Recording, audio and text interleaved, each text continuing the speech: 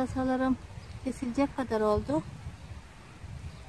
Kesilmezse bunlar dip yapmazlar. Muhakkak kesilmesi lazım. Selamun aleyküm. Fatma Ana'nın kanalına hoş geldiniz. Ben pırasalarım büyüdü. Kırpılacak kadar oldu. Kırpılmazsa bunlar dip yapmaz. Bismillahirrahmanirrahim. Böyle kırpacağım bunları. Köklensin, kalınlaşsın diye.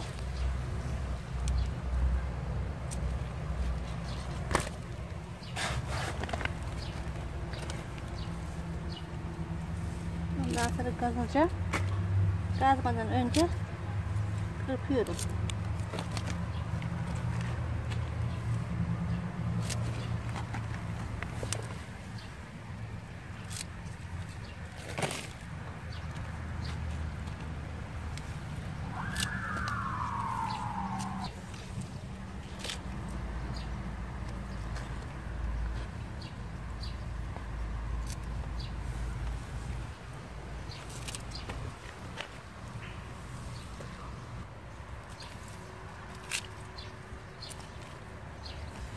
Bayağı kalınlaştı bunlar.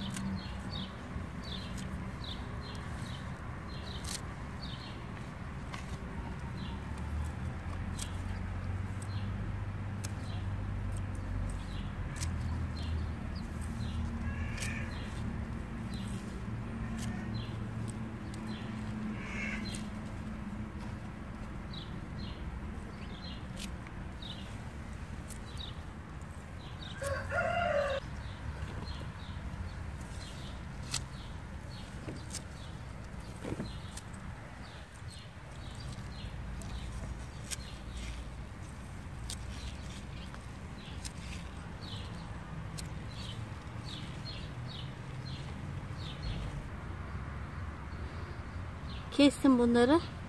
Bitti. Sulayacağım bunları, sonra kazacağım. Büyüdükçe kesmemiz lazım. Dipleri kalın olması lazım. İp gibi büyürler bunlar. Kırt kırt keseceğim.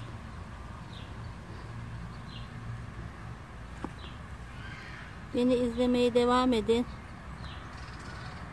Abone olup yorumlarınızı bırakmayı unutmayın.